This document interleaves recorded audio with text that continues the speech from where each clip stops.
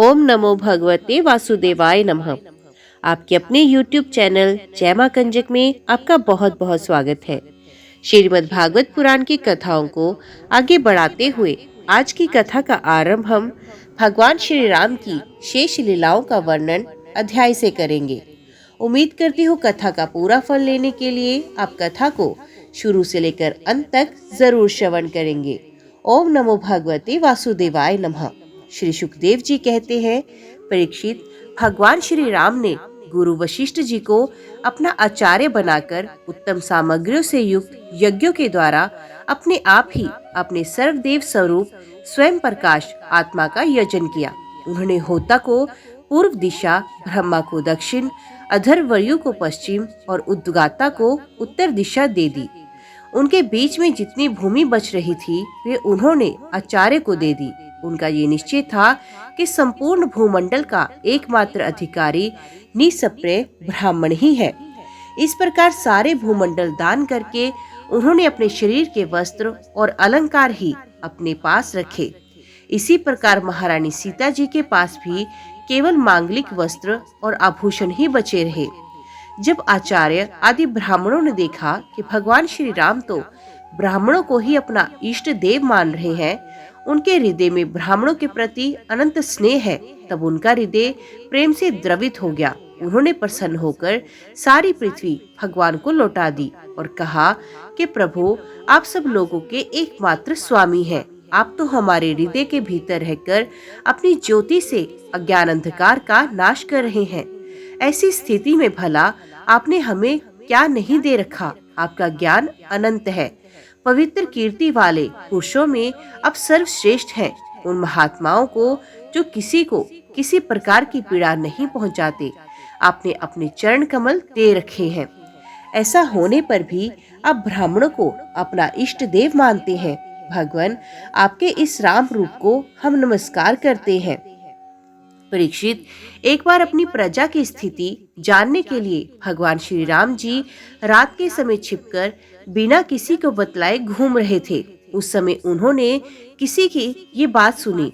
वे अपनी पत्नी से कह रहा था, अरे तू दुष्ट और उल्टा है, तू पराये घर में रह आई है।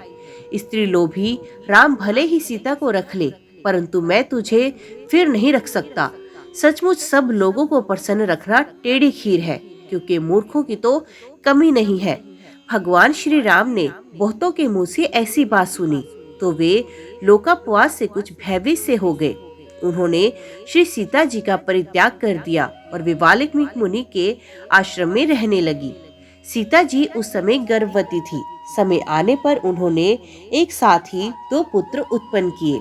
उनके नाम थे कुश और लव। वाल्मीकि मुनि ने उनके जात कर्मादि संस्कार किए। लक्ष्मण जी के 2 पुत्र हुए, अंगद और चित्रकेतु। परीक्षित, इसी प्रकार भरत जी के भी 2 ही पुत्र थे, तक्ष और पुष्कल। तथा शत्रुघ्न के भी 2 पुत्र हुए, सुबाहु और रुतसेन। भरत जी ने दिग्विजय में करोड़ों गंधर्वों का संहार किया। उन्होंने उनका सब धन लेकर अपने बड़े भाई भगवान श्री राम की सेवा में निवेदन किया। शत्रुघ्न ने मधुवन में मधु के पुत्र लवण नामक राक्षस को मारकर वह मथुरा नाम की नगरी बसाई। भगवान श्री राम के द्वारा निर्वासित सीता जी ने अपने पुत्रों को वाल्मीकि जी के हाथों में सौंप दिया और भगवान श्री राम के चरण कमलों का ध्यान करती हुई वे पृथ्वी देवी के लोक में चली गई। ये समाचार सुनकर भगवान श्री राम ने अपने शोकावेश को बुद्धि के द्वारा रोकना चाहा, परंतु परम समर्थ होने पर भी वे उसे रोक ना सके, क्योंकि उन्हें जानकी जी के पवित्र गुण बार बार स्मरण हो आया करते थे। परीक्षित, ये स्त्री और पुरुष का संबंध कहीं इसी प्रकार दुख का कारण है। ये बात बड़े बड़े समर्थ लोगों के विषय में भी ऐसी ही है। फिर गृहस्थ विषय पुरुष के संबंध में तो कहना ही क्या। इसके बाद भगवान श्री राम ने ब्रह्मचर्य धारण करके 13,000 वर्ष तक अखंड रूप से अग्निहोत्र किया। तदंतर अपना स्मरण करने वाले भक्तों के हृदय में अपने ओर उन चरण कमलों को स्थापित करके जो दंडक वन में कांटों से बिंध गए थे, अपने स्वयं प्रकाश परम ज्योतिर्मय धाम में चले गए। परीक्षित, भगवान के समान प्रतापशाली और कोई नहीं, फिर उनसे बढ़कर तो हो ही कैसे सकता है। उन्होंने देवताओं की प्रार्थना से ही ये लीला विग्रह धारण किया था। ऐसी स्थिति में रघुवंश शिरोमणि भगवान श्री राम के लिए ये कोई बड़े गर्व की बात नहीं कि उन्होंने अस्त्र शस्त्रों से राक्षसों को मार डाला या समुद्र पर पुल बांध दिया। भला उन्हें शत्रुओं को मारने के लिए बंदरों की सहायता की भी आवश्यकता थी क्या? ये सब उनकी लीला है। भगवान श्री राम का निर्मल यश समस्त पापों को नष्ट कर देने वाला है। वे इतना फैल गया है कि दिग्गजों का श्यामल शरीर भी उसकी उज्जवलता से चमक उठता है। आज भी बड़े बड़े ऋषि महर्षि राजाओं की सभा में उसका गान करते हैं। स्वर्ग के देवता और पृथ्वी के नरपति अपने कमनीय किरीटों से उनके चरण कमलों की सेवा करते हैं। मैं उन्हीं रघुवंश शिरोमणि भगवान श्री रामचंद्र की शरण ग्रहण करता हूँ, जिन्होंने भगवान श्री राम का दर्शन और स्पर्श किया, उनका सहवास अथवा अनुगमन किया। वे सब के सब तथा कौशल देश के निवासी भी उसी लोक में गए जहाँ बड़े बड़े योगी योग साधना के द्वारा जाते हैं। जो पुरुष अपने कानों से भगवान श्री राम का चरित्र सुनता है, उसे सरलता, कोमलता आदि गुणों की प्राप्ति होती है। परीक्षित, केवल इतना ही नहीं, वे समस्त कर्म बंधनों से मुक्त हो जाता है। राजा परीक्षित ने पूछा, भगवान श्री राम स्वयं अपने भाइयों के साथ किस प्रकार व्यवहार करते थे तथा भरत आदि भाई, प्रजाजन और अयोध्यावासी भगवान श्री राम के प्रति कैसा बर्ताव करते थे? श्री सुखदेव जी कहते हैं, त्रिभुवनपति महाराज श्री राम ने राज सिंहासन स्वीकार करने के बाद अपने भाइयों को दिग्विजय की आज्ञा दी और स्वयं अपने निजनों को दर्शन देते हुए अपने अनुचरों के साथ वे पुरी की देखरेख करने लगे। उस समय अयोध्यापुरी के मार्ग सुगंधित जल और हाथियों के मदकड़ों से सींचे रहते। ऐसा जान पड़ता मानो ये नगरी अपने स्वामी भगवान श्री राम को देखकर अत्यंत मतवाली हो रही है। उसके महल, फाटक, सभा भवन, विहार और देवालय आदि में स्वर्ण के कलश रखे हुए थे और स्थान स्थान पर पताकाएं फहरा रही थी। वे डंठल समेत सुपारी, केले के खंबे और सुंदर वस्त्रों के पट्टों से सजाई हुई थी। दर्पण, वस्त्र और पुष्प मालाओं से तथा मांगलिक चित्रकारियों और बंधनवारों से सारी नगरी जगमगा रही थी। नगरवासी अपने हाथों में तरह तरह की भेंटें लेकर भगवान के पास आते और उनसे प्रार्थना करते कि देव, पहले आपने ही वराह रूप से पृथ्वी का उद्धार किया था, अब आप इसका पालन कीजिए। परीक्षित, उस समय जब प्रजा को मालूम होता कि बहुत दिनों के बाद भगवान श्री राम इधर पधारे हैं, तब सभी स्त्री पुरुष उनके दर्शन की लालसा से घर द्वार छोड़कर दौड़ पड़ते। वे ऊंची ऊंची अटारियों पर चढ़ जाते और अतृप्त नेत्रों से कमल नयन भगवान को देखते हुए उन पर पुष्पों की वर्षा करते रहते। इस प्रकार प्रजा का निरीक्षण करके भगवान फिर अपने महलों में आ जाते। उनके वे महल पूर्ववर्ती राजाओं के द्वारा सेवित थे। उनमें इतने बड़े बड़े सब प्रकार के खजाने थे जो कभी समाप्त नहीं होते थे। वे बड़ी बड़ी बहुमूल्य बहुत सी सामग्रियों से सुसज्जित थे। महलों के द्वार तथा देहलियां मूंगे की बनी हुई थी। उनमें जो खंबे थे वे वैदूर्य मणि के थे। मरकत मणि के बड़े सुंदर सुंदर फर्श थे तथा स्फटिक मणि की दीवारें चमकती रहती थी। रंग बिरंगी मालाओं, पताकाओं, मणियों की चमक, शुद्ध चेतन के समान उज्जवल मोती, सुंदर सुंदर भोग सामग्री, सुगंधित धूप दीप तथा फूलों के गहनों से वे महल खूब सजे हुए थे। आभूषणों को भूषित करने वाले देवताओं के समान स्त्री पुरुष उसकी सेवा में लगे रहते थे। परीक्षित, भगवान श्री राम आत्माराम जितेंद्र पुरुषों के शिरोमणि थे। उसी महल में अपनी प्राण प्रिया प्रेमयी पत्नी श्री सीता जी के साथ विहार करते थे। सभी स्त्री पुरुष जिनके चरण कमलों का ध्यान करते रहते हैं, वे ही भगवान श्री राम बहुत वर्षों तक धर्म की मर्यादा का पालन करते हुए समय अनुसार भोगों का उपभोग करते थे। इक्ष्वाकु वंश के शेष राजाओं का वर्णन करते हुए श्री सुखदेव जी कहते हैं, परीक्षित, कुश का पुत्र हुआ अतिथि, उसका निषिद्ध, निषिद्ध का नभ, नभ का पुंडरीक और पुंडरीक का शेमधनवा, शेमधनवा का देवानिक, देवानिक का अनही, अनही का पारयात्र और पारयात्र का बलस्थल और बलस्थल का पुत्र हुआ वज्रनाभ। ये सूर्य का अंश था। वज्रनाभ से खगन, खगन से विधरती और विधरती से हिरण्यनाभ की उत्पत्ति हुई। वे जैमिनी का शिष्य और योगाचार्य था। कौशल देशवासी याज्ञवल्क्य के ऋषि ने उसकी शिष्यता स्वीकार करके उससे अध्यात्म योग की शिक्षा ग्रहण की थी। ये योग हृदय की गांठ काट देने वाला तथा परम सिद्धि देने वाला है। हिरण्यनाभ का पुष्य, पुष्य का ध्रुव संधि, ध्रुव संधि और सुदर्शन का अग्निवर्ण, अग्निवर्ण का शीघ्र और शीघ्र का पुत्र हुआ मरु। मरु ने योग साधना से सिद्धि प्राप्त कर ली और वे इस समय भी क्लाप नामक ग्राम में रहता है। कलयुग के अंत में सूर्यवंश के नष्ट हो जाने पर उसे फिर से चलाएगा। मरु से परसुष्ट, उससे संधि और संधि से अमर्शन का जन्म हुआ। अमर्शन का महास्वान और महस्वान का विश्वसाह और विश्वसाह का प्रसेनजित, प्रसेनजित का तक्षक और तक्षक का पुत्र बृहदुल हुआ। परीक्षित, इसी बृहदुल को तुम्हारे पिता अभिमन्यु ने युद्ध में मार डाला था।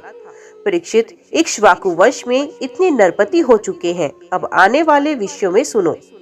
बहुदल का पुत्र होगा बृहद्गण, बृहद्गण का उरुक्री, उसका वत्सवृद्ध, वत्सवृद्ध का प्रतिव्योम, प्रतिव्योम का भानु और भानु का पुत्र होगा सेनापति दिवाक, दिवाक का वीर सहदेव, सहदेव का बृहदश्व, बृहदश्व का भानुमान, भानुमान का प्रतिकाश्व और प्रतिकाश्व का पुत्र होगा सुप्रतीक, सुप्रतीक का मरुदेव, मरुदेव का सुनक्षत्र, सुनक्षत्र का पुष्कर, पुष्कर का अंतरिक्ष, अंतरिक्ष का सुतपा और उसका पुत्र होगा अमृतजित, अमृतजित से बृहद्राज, बृहद्राज से ब्रही, ब्रही से कृंतजेय, कृंतजेय से रंजय और रंजय से संजय होगा। संजय का शाक्य, उसका शुद्धोद और शुद्धोद का लांगल और लांगल का प्रसेनजित और प्रसेनजित का पुत्र शुद्रुक होगा। शुद्रुक से रमण, रणक से सुरत और सुरत से इस वंश के अंतिम राजा सुमित्र का जन्म होगा। ये सब बृहदुल के वंशधर होंगे। इक्ष्वाकु का ये वंश सुमित्र तक ही रहेगा, क्योंकि सुमित्र के राजा होने पर कलयुग में ये वंश समाप्त हो जाएगा। परीक्षित, इक्ष्वाकु के पुत्र थे निमि। उन्होंने यज्ञ आरंभ करके महर्षि वशिष्ठ को ऋत्विज के रूप में वर्ण किया।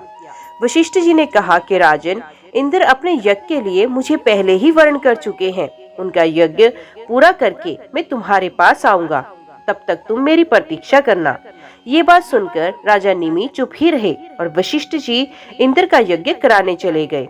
विचारवान निमि ने ये सोचकर कि जीवन तो क्षण भंगुर है, विलंब करना उचित न समझा और यज्ञ प्रारंभ कर दिया।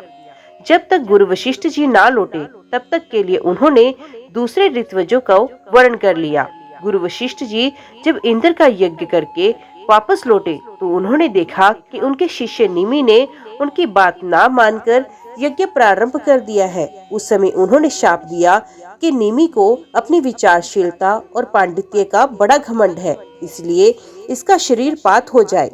निमि की दृष्टि में गुरु वशिष्ठ का ये शाप धर्म के अनुकूल नहीं, प्रतिकूल था। इसलिए उन्होंने भी शाप दिया कि आपने लोभवश अपने धर्म का आदर नहीं किया, इसलिए आपका शरीर भी गिर जाए। ये कहकर आत्मविद्या में निपुण निमि ने अपने शरीर को त्याग कर दिया। परीक्षित, इधर हमारे वृद्ध पितामह वशिष्ठ जी ने भी अपना शरीर त्याग कर मित्रा वरुण के द्वारा उर्वशी के गर्भ से जन्म ग्रहण किया। राजा निमि के यज्ञ में आए हुए श्रेष्ठ मुनियों ने राजा के शरीर को सुगंधित वस्तुओं में रख दिया। जब सत्र याग की समाप्ति हुई और देवता लोग आए, तब उन लोगों ने उनसे प्रार्थना की कि महानुभावों, आप लोग समर्थ हैं, यदि आप प्रसन्न हैं तो राजा निमि का ये शरीर पुण्य जीवित हो उठे। देवताओं ने कहा ऐसा ही हो। उस समय निमि ने कहा, मुझे देह का बंधन नहीं चाहिए। विचारशील मुनिजन अपनी बुद्धि को पूर्ण रूप से श्री भगवान में ही लगा देते हैं और उन्हीं के चरण कमलों का भजन करते हैं। एक ना एक दिन ये शरीर अवश्य ही छूटेगा। इस भय से भयभीत होने के कारण वे शरीर का कभी संयोग ही नहीं चाहते, वे तो मुक्त ही होना चाहते हैं। अतः मैं दुख, शोक और भय के मूल कारण इस शरीर को धारण करना नहीं चाहता। जैसे जल में मछली के लिए सर्वत्र ही मृत्यु के अवसर हैं, वैसे ही इस शरीर के लिए भी सब कहीं मृत्यु ही मृत्यु है। देवताओं ने कहा, मुनियों, राजा निमि बिना शरीर के ही प्राणियों के नेत्रों में अपनी इच्छा के अनुसार निवास करे। वे वहां रहकर सूक्ष्म शरीर से भगवान का चिंतन करते रहे। पलक उठने और गिरने पर उनके अस्तित्व का पता चलता रहेगा। इसके बाद महर्षियों ने ये सोचकर कि राजा के ना रहने पर लोगों में अराजकता फैल जाएगी, निमि के शरीर का मंथन किया। उस मंथन से एक कुमार उत्पन्न हुआ। जन्म लेने के कारण उसका नाम हुआ जनक। विदेह से उत्पन्न होने के कारण विदेह और मंथन से उत्पन्न होने के कारण उसी बाल का नाम मिथिल हुआ। उसी ने मिथिलापुरी बसाई। परीक्षित, जनक का उदावसु, उसका नंदीवर्धन, नंदीवर्धन का सुकेतु, उसका देवरात, देवरात का बृहद्रथ, बृहद्रथ का महावीर्य, महावीर्य का सुधृति, सुधृति का धृष्टकेतु, धृष्टकेतु का हर्ष्व और उसका मरु नामक पुत्र हुआ। मरु से प्रतिपक, प्रतिपक से कृतिरथ, कृतिरथ से देवमीड़, देवमीड़ से विश्रुत और विश्रु से महाधृति का जन्म हुआ। महाधृति का कृतिराज, कृतिराज का महारोमा, महारोमा का स्वर्णरोमा और स्वर्णरोमा का पुत्र हुआ हर्षरोमा। उसी हर्षरोमा के पुत्र महाराज सिरध्वज थे। वे जब यज्ञ के लिए धरती जोत रहे थे तब उनके हल के अग्रभाग से सीता जी की उत्पत्ति हुई। इसी से उनका नाम सिरध्वज पड़ा। सिरध्वज के कुशध्वज, कुशध्वज के धर्मध्वज और धर्मध्वज के दो पुत्र हुए, कृतध्वज और मितध्वज। कृतध्वज के केशीध्वज और मितध्वज के खांडिक्य हुए। परीक्षित, केशीध्वज आत्मविद्या में बड़ा प्रवीण था। खांडिक्य था कर्मकांड का मर्मज्ञ। वे केशीध्वज से भयभीत होकर भाग गया। केशीध्वज का पुत्र भानुमान और भानुमान का शत्रुधमन हुआ। शत्रुधम का शुचि, शुचि से संध्वाज, संध्वाज से ऊर्ध्व केतु, ऊर्ध्व केतु से अज, अज से पुरुजित, पुरुजित से अष्टनेमि, अष्टनेमि से शुत्रायु, शुत्रायु से सुपाक्ष, सुपाक्ष से चित्ररथ और चित्ररथ से मिथिलापति शेमधी का जन्म हुआ। शेमधी से सम्रत, सम्रत से सत्यरथ, सत्यरथ से उपगुरु और उपगुरु से उपगुप्त नामक पुत्र हुआ। ये अग्नि का अंश था। उपगुप्त का वसवंत, वसवंत का युजुत, युजुत का सुभाषण, सुभाषण का श्रुत, श्रुत का जय, जय का विजय, विजय का ऋत नामक पुत्र हुआ। ऋत का शुनक, शुनक का विथय, विथय का धृतु, धृतु का बहुलाश्व, बहुलाश्व का कृति और कृति का पुत्र हुआ महावशी। परीक्षित, ये मिथिल के वंश में उत्पन्न सभी नरपति मैथिल कहलाते हैं। ये सब के सब आत्मज्ञान से संपन्न एवं गृहस्थ आश्रम में रहते हुए भी सुख दुख आदि द्वंद्वों से मुक्त थे। क्यों ना हो याज्ञवल्क्य आदि बड़े बड़े योगेश्वरों की इन पर महान कृपा जो थी। परीक्षित, अब मैं तुम्हें चंद्रमा के पावन वंश का वर्णन सुनाता हूँ। इस वंश में पूर्वा आदि बड़े बड़े पवित्र कीर्ति राजाओं का कीर्तन किया जाता है। सहस्रों सर वाले विराट पुरुष नारायण के नाभि सरोवर के कमल से ब्रह्मा जी की उत्पत्ति हुई।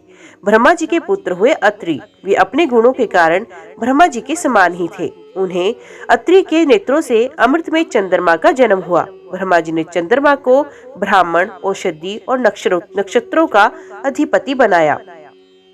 उन्होंने तीनों लोक पर विजय प्राप्त की और राजसूय यज्ञ किया। इससे उनका घमंड बढ़ गया और उन्होंने बलपूर्वक बृहस्पति की पत्नी तारा को हर लिया। देवगुरु बृहस्पति ने अपनी पत्नी को लौटा देने के लिए उनसे बार बार याचना की, परंतु वे इतने मतवाले हो गए कि उन्होंने किसी प्रकार उनकी पत्नी को नहीं लौटाया। ऐसी परिस्थिति में उसके लिए देवता और दानवों में घोर संग्राम छिड़ गया। शुक्राचार्य जी ने बृहस्पति जी के द्वेष से असुरों के साथ चंद्रमा का पक्ष ले लिया और महादेव जी ने स्नेहवश समस्त भूतगणों के साथ अपने विद्या गुरु अंगिरा जी के पुत्र बृहस्पति का पक्ष लिया। देवराज इंद्र ने भी समस्त देवताओं के साथ अपने गुरु बृहस्पति जी का ही पक्ष लिया। इस प्रकार तारा के निमित्त से देवता और असुरों का संहार करने वाला घोर संग्राम हुआ। तदंतर अंगिरा ऋषि ने ब्रह्मा जी के पास जाकर ये युद्ध बंद कराने की प्रार्थना की। इस पर ब्रह्मा जी ने चंद्रमा को बहुत डांटा फटकारा और तारा को उसके पति बृहस्पति जी के हवाले किया।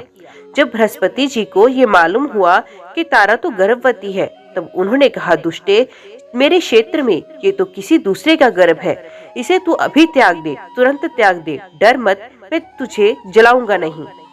क्योंकि एक तो तू स्त्री है और दूसरे मुझे भी संतान की कामना है। देवी होने के कारण तू निर्दोष भी है। अपने पति की बात सुनकर तारा अत्यंत लज्जित हुई। उसने सोने के समान चमकता हुआ बालक अपने गर्भ से अलग कर दिया उस बालक को देखकर बृहस्पति और चंद्रमा दोनों ही मोहित हो गए और चाहने लगे कि ये हमें मिल जाए। अब वे एक दूसरे से इस प्रकार जोर जोर से झगड़ा करने लगे कि ये तुम्हारा नहीं मेरा है। ऋषियों और देवताओं ने तारा से पूछा ये किसका बच्चा है, परंतु तारा ने लज्जावश कोई उत्तर नहीं दिया। बालक ने अपनी माता की झूठी लज्जा से क्रोधित होकर कहा, दुष्टे, तू बतलाती क्यों नहीं? तू अपना कुकर्म मुझे शीघ्र से शीघ्र बतला। उसी समय ब्रह्मा जी ने तारा को एकांत में बुलाकर बहुत कुछ समझा बुझाकर पूछा। तब तारा ने धीरे से कहा, चंद्रमा का।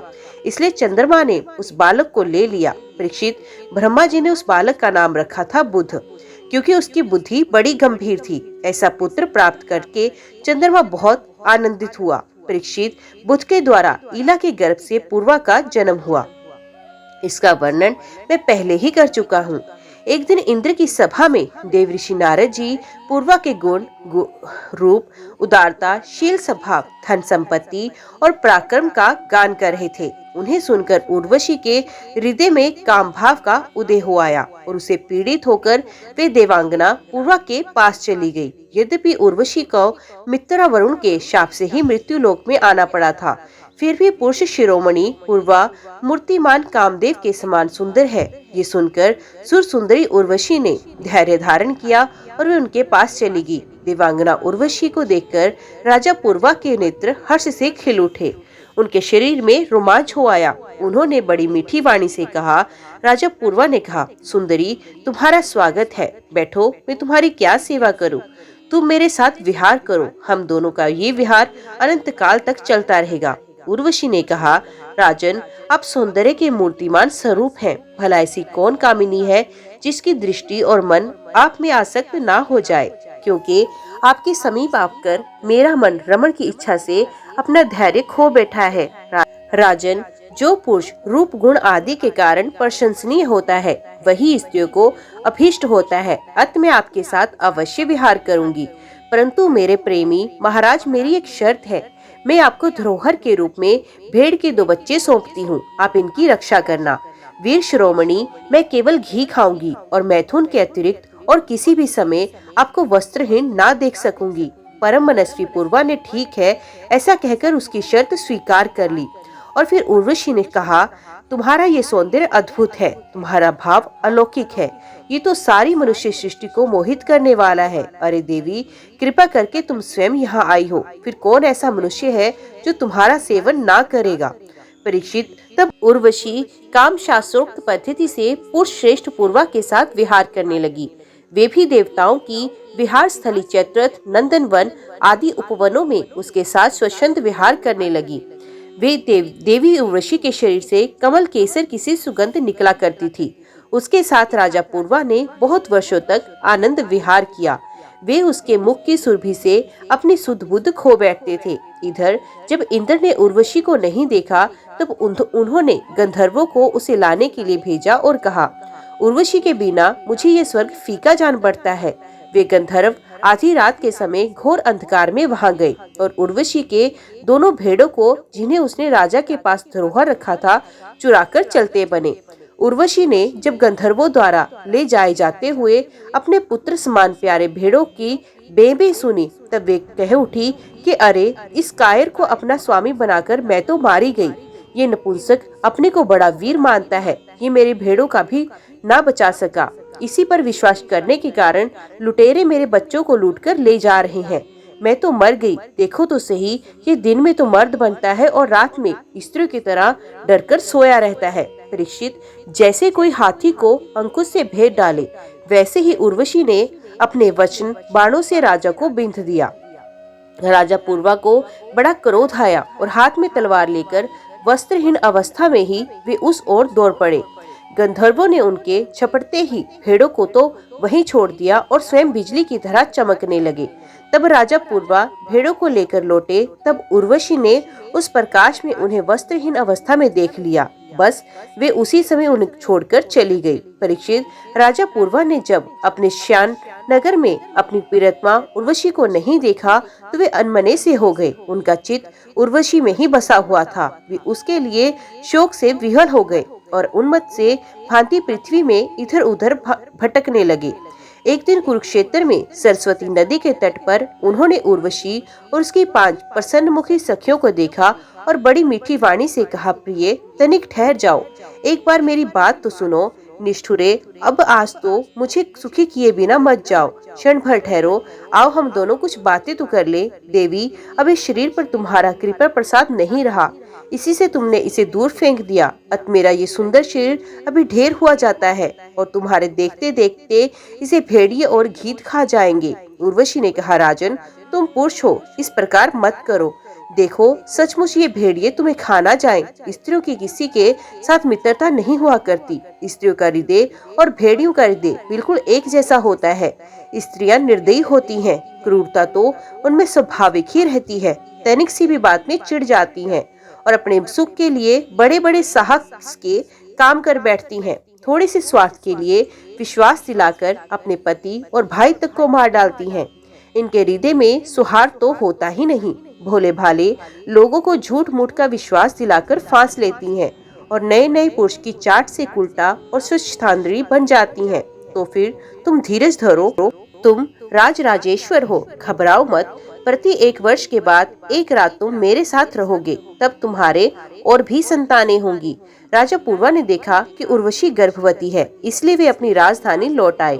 1 वर्ष के बाद फिर वहां गए। तब तक उर्वशी एक वीर पुत्र की माता हो चुकी थी। उर्वशी के मिलने से पूर्वा को बड़ा सुख मिला और वे एक रात उसी के साथ रहे। प्रातःकाल जब वे विदा होने लगा, तब वीरे के दुख से वे अत्यंत दीन हो गए। उर्वशी ने उनसे कहा, तुम इन गंधर्वों की स्तुति करो, ये चाहे तो तुम्हें मुझे दे सकते हैं। तब राजा पूर्वा ने गंधर्वों की स्तुति की। परीक्षित, राजा पूर्वा की स्तुति से प्रसन्न होकर गंधर्वों ने उन्हें एक अग्निस्थली दी। राजा ने समझा यही उर्वशी है, इसलिए उसको हृदय से लगाकर वे एक वन से दूसरे वन में घूमते रहे। जब उन्हें होश आया, तब वे इस थाली को वन में छोड़कर अपने महल लौट आए एवं रात के समय उर्वशी का ध्यान करते रहे। इस प्रकार जब त्रेता युग का प्रारंभ हुआ, तब उनके हृदय में तीनों वेद प्रकट हो गए। फिर वे उस स्थान पर गए जहाँ उन्होंने वे अग्निस्थली छोड़ी थी। अब उस स्थान पर शमी वृक्ष के गर्भ में एक पीपल का वृक्ष उग गया था। उसे देखकर उन्होंने उसे 2 अरनियां बना दी। फिर उन्होंने उर्वशी लोक की कामना से नीचे की अरुणी को उर्वशी, ऊपर की अरुणी को पूर्वा और बीच के काष्ठ को पुत्र रूप से चिंतन करते हुए अग्नि प्रज्वलित करने वाले मंत्रों से मंथन किया। उनके मंथन से जातवेदा नाम की अग्नि प्रकट हुई। राजा पूर्वा ने अग्नि देवता को त्रिविद्या के द्वारा आहवनीय, ग्रहपत्य और दक्षिणाग्नि इन तीनों भागों में विभक्त करके पुत्र रूप से स्वीकार किया। फिर उर्वशी लोक की इच्छा से पूर्वा ने उन तीनों अग्नियों द्वारा सर्वदेव स्वरूप इंद्रातीत यज्ञपति भगवान श्री हरि का यजन किया। परीक्षित, त्रेता के पूर्व सतयुग में एकमात्र प्रणव ही वेद था। सारे वेद शास्त्र उसी के अंतर्भूत थे। देवता थे एकमात्र नारायण और कोई नहीं। अग्नि भी 3 नहीं, केवल एक था और वर्ण भी केवल एक हंस ही था। परीक्षित, त्रेता के प्रारंभ में पूर्वा से ही वेदत्रय और अग्नित्रय का आविर्भाव हुआ। राजा पूर्वा ने अग्नि को संतान रूप से स्वीकार करके गंधर्व लोक की प्राप्ति की। ओम नमो भगवते वासुदेवाय नमः। आज की वीडियो में इतना ही।